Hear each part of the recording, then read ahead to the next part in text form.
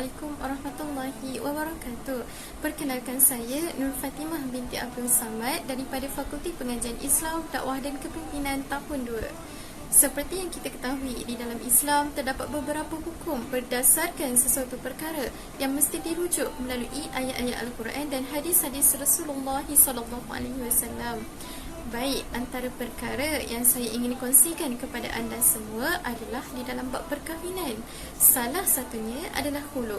Apa itu khuluk? Khuluk atau tebus talak ialah talak yang berlaku dengan keinginan isteri dan kesungguhannya untuk bercerai. Khuluk disyariatkan bagi memenuhi keperluan isteri, bermaksud isteri menebus dirinya agar dibebaskan oleh suaminya dengan cara mengembalikan mas kahwin yang telah mereka sepakati sebelum ini kepada suaminya. Khuluk adalah salah satu bentuk talak kerana ia adalah penceraian yang berlaku dengan adanya tebusan yang diberikan oleh isteri kepada suaminya.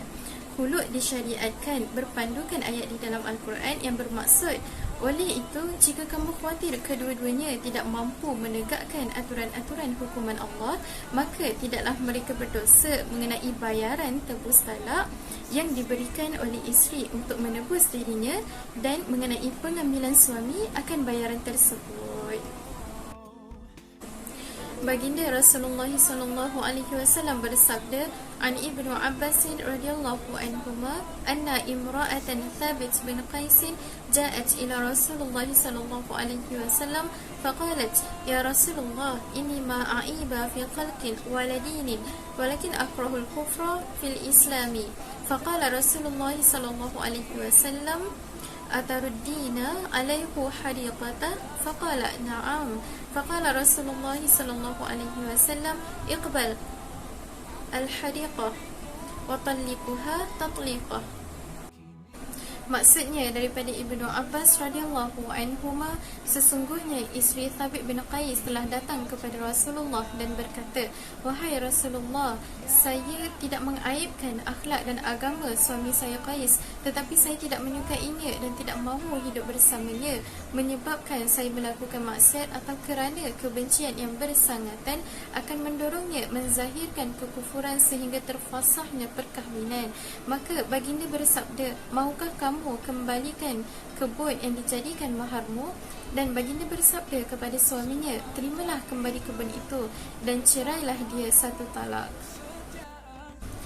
Selain itu, terdapat hukum yang telah disyariatkan bagi khuluk.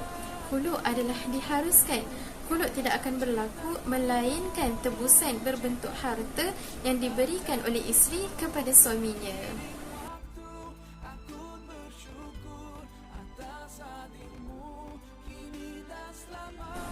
Tambahan lagi, khuluk tidak akan berlaku melainkan daripada isteri yang berakal dan matang.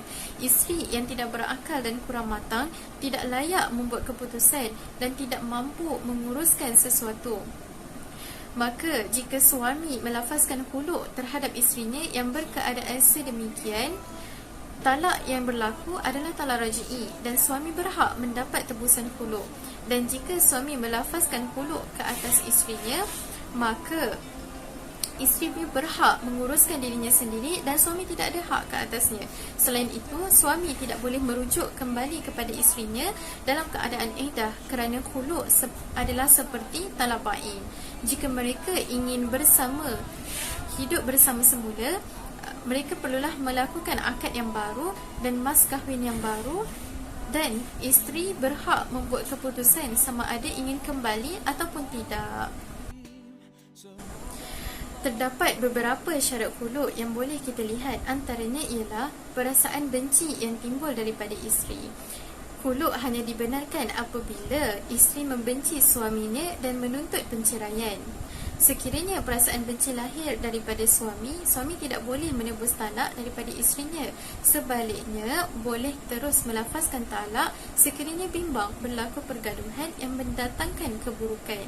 Yang kedua, isteri tidak dibenarkan menebus talak kecuali dalam keadaan darurat, seperti suami tidak mahu menunaikan perintah Allah setelah disuruh, ataupun isteri tidak dapat menunaikan kewajipannya dengan baik terhadap suami. Yang ketiga adalah Suami tidak boleh menyakiti hati isteri sehingga menyebabkan isteri terpaksa menebus talak daripada suami.